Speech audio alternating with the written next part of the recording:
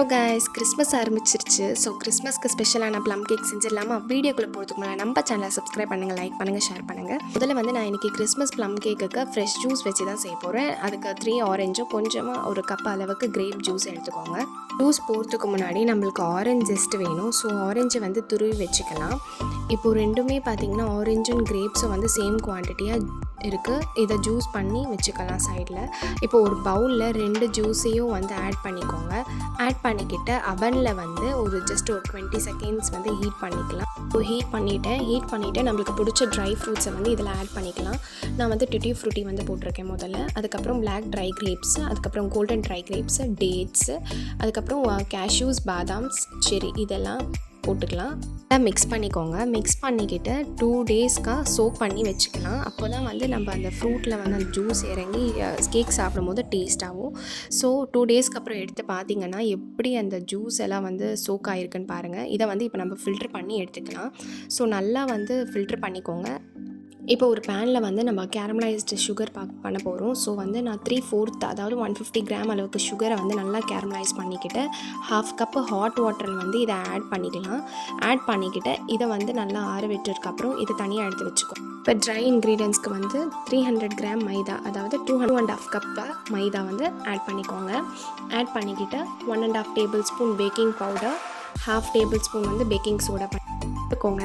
சுகர்லேயே வந்து cinnamon, க்ளோவ்ஸு, cardamom இதெல்லாம் அரைச்சி வச்சுருக்கேன். இதை வந்து நான் 2 டேபிள் ஸ்பூன் வந்து ஆட் பண்ணிக்கிறேன். ஆட் பண்ணிக்கிட்டு நல்லா வந்து ஜலிச்சிக்கோங்க. ஜலிச்சிக்கிட்டு இது தனியாக எடுத்து வச்சுக்கோங்க. இப்போது ட்ரை இன்க்ரீடியன்ஸ் வந்து 1 கப் சுகர் போட்டுக்கோங்க. 1 கப் வந்து மெல்டட் பட்டர் வந்து போட்டுக்கோங்க. இதில் வந்து நான் 3 எக்கு ஆட் பண்ணிக்கிறேன். 3 எக்கு ஆட் பண்ணிக்கோங்க. இப்போது 2 டேபிள் ஸ்பூன் வந்து வெனிலா எசன்ஸை வந்து ஆட் பண்ணிக்கோங்க. ஆட் பண்ணிக்கிட்டு ஆரஞ்ச் ஜெஸ்ட் நம்ம பண்ணி வச்சுருக்கோம் இல்லையா, அது 1 டேபிள் ஸ்பூன் ஆட் பண்ணிக்கிட்டு நல்லா மிக்ஸ் பண்ணிக்கோங்க. மிக்ஸ் பண்ணி நல்லா பீட் பண்ணி வச்சுக்கலாம். நம்ம கேரமலைஸ்ட் பண்ணி வச்சுருந்தோம் இல்லையா, அந்த சுகரை வந்து இதில் ஆட் பண்ணிக்கோங்க. ஆட் பண்ணிக்கிட்டு அதை வந்து நல்லா மிக்ஸ் பண்ணோன்னா கலர் வந்து சூப்பராக இருக்குது பார்த்தீங்களா கலரு.